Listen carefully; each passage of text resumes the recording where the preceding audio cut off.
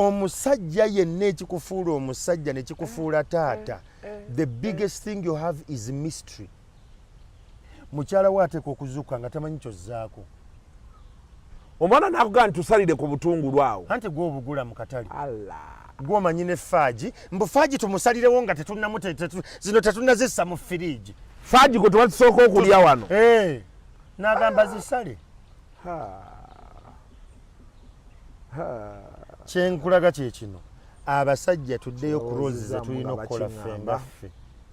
Tibe bisala ku butungulu. Kiri bwe kiti gwe kasita otandika okuyingirira okugula obutungulu bagenda kusaza obutungulu. Era ojja kuba oli awo bagambe bebi tukubire ku juice ono nga bwenkola. Anti wayingira operations. Death at a funeral. Okitegedde?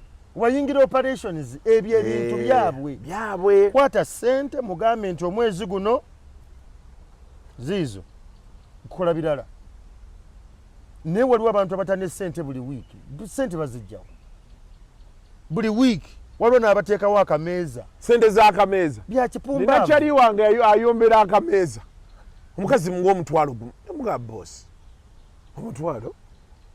Akameeza ne kafuuka akameeza. Actually sina kameeza wange. Yenkola nkadde. Akameeza kabeerangawo mu biro. Bakitaffe bagendanga okulwana nga tebali shwa lwe banadda.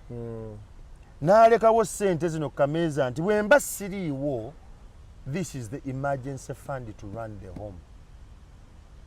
Ontegera bulungi?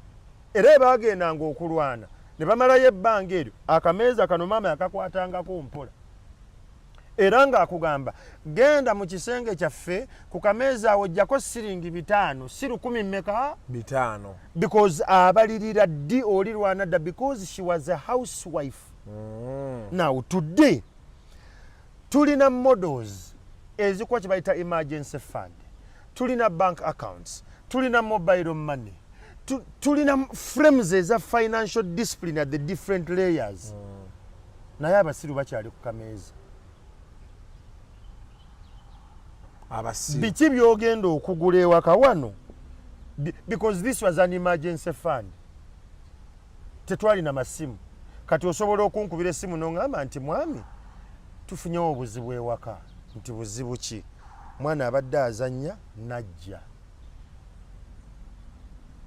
Kubira Brian mvuge ku boda mutwale mu ddwaliro. Tolina kaadi ya insurance ye? Insurance pa ana mu emitwalo 6. Mutwale ku ddwaliro bamujjanjabe. Nze sigenda paka ku veni, nze siri musawo. Okitegedde? Kyakubiri tewali kye mwagala kulya waka kye mutashoppingirawo. Buli kimu bamwakigula. Ne waliwo family zikyagula padde.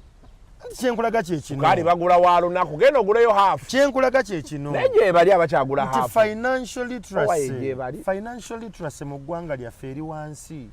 Ate kyakubiri abasajja abamu bawulira nti basajja with the kameeza model. N'afugira okwo omukazi. Waganye jjo. Genda kakasa ku makya. Kati mu kifo ky'okuteekawo emitwalo 2 n'ateekawo 3-5 n'afuluma. Nakugamba nti ekuwa akameeza ate munnaye wagigaanidde. Sije mbadde ndazi. Sije badde ogenze. Sije mbadde ndazi. Obadde ogenzeewa. Zati mangu ago. The idea is abasajja, are we using our power to abuse the other gender? Oba we know our power? Because waliwo abasajja batamanyi buyinza bwabwe nga basajja nenga waali alina emyaka 4 nenga tamanyi buyinza bwe ng'omusajja bukolawo era bukomawa.